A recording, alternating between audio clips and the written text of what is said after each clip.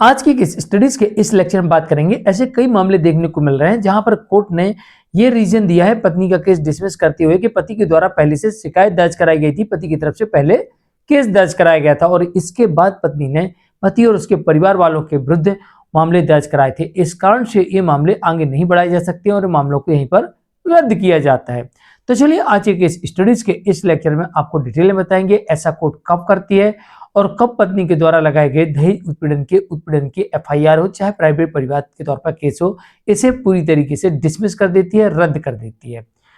जय जिनेंद्र, हूं मुकेश जैन। वीडियो को लाइक और शेयर कर दीजिए और इस तरह जजमेंट्स पाने के लिए अन्य किसी जानकारी के लिए दिए गए नंबर पर आप हमें संपर्क कर सकते हैं। दरअसल ऐसे कई मामले आजकल देखने को मिल रहे हैं जहां पर पति ये कारण बताता है कोर्ट को कि हुजूर पहले मेरे द्वारा शिकायत की गई थी, पहले मैंने केस फाइल किया था और इसके बाद पत्नी ने हमारे पर तमाम केसेस दर्ज कर दिए और फिर कोर्ट देखती इस मामले में कि वास्तविकता में क्या पति के द्वारा किए गए केस में सच्चाई है या पत्नी के द्वारा किए गए केस में सच्चाई है। अब कोर्ट इन दोनों के केसेस को देखती है और देखने के बाद में कोर्ट ये देखती है कि सबूत किसके पास है, गवाह किसके पास है और तथ्य किसके पास है, सच किस में नजर आ रहा है।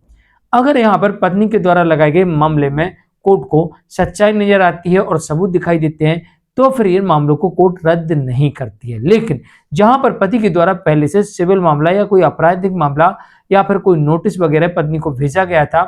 या कोई शिकायत दी गई थी और उसकी सूचना पत्नी को मिली थी और इसके बाद फिर पत्नी ने पति और उसके परिवार के ऊपर केस दर्ज करवाए थे, तो ऐसी परिस्थिति में कोर्ट ये देखती है कि पति के पास तो सभी तथ्य हैं, सभी सबूत हैं और उसने सही तरीके से केस फाइल किया और पत्नी के पास में कोई भी सबूत नहीं है, इस कारण से पत्नी का केस नहीं चल सकता। तीसरी तरफ ऐसे मामले भी देखे जाते हैं जहां पर पति पत्नी को वापस लाने का प्रयास करता है और उसके लिए केस फाइल करता है या फिर वो चाहता है कि सबूतों के आधार पर मुझे पत्नी से डिवोर्स लेना है, तो या तो डिवोर्स का केस फाइल कर देता है या पत्नी को वापस लाने का केस फाइल करता है। और पत्नी को जैसे इस केस के बारे में पता लगता है, नोटिस मिलता है, समन मिलता है और पत्नी बदले की भावना से बिना किसी सबूत के, बिना किसी तथ्यों के और पति के विरुद्ध, उसके परिवार वालों के विरुद्ध केस फाइल कर देती है। तो ऐसी परिस्थिति में कोर्ट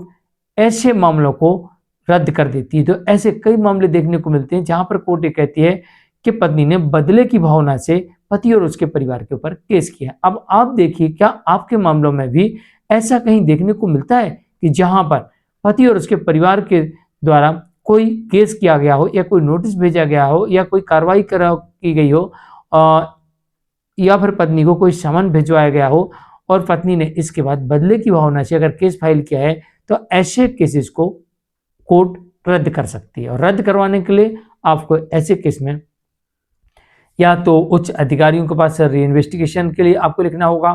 वो बंद कर सकते हैं ऐसे केस को, या फिर आप हाई कोर्ट में सीधे क्वेश्चन में जा सकते हैं या फिर आप ट्रायल कोर्ट में डिस्चार्ज पिटीशन मूव कर सकते हैं और इसके आधार पर केस आपके रद्द हो सकते हैं। तो मैं हूं मुकेश जैन, आज के लिए इतना ही। नमस्कार।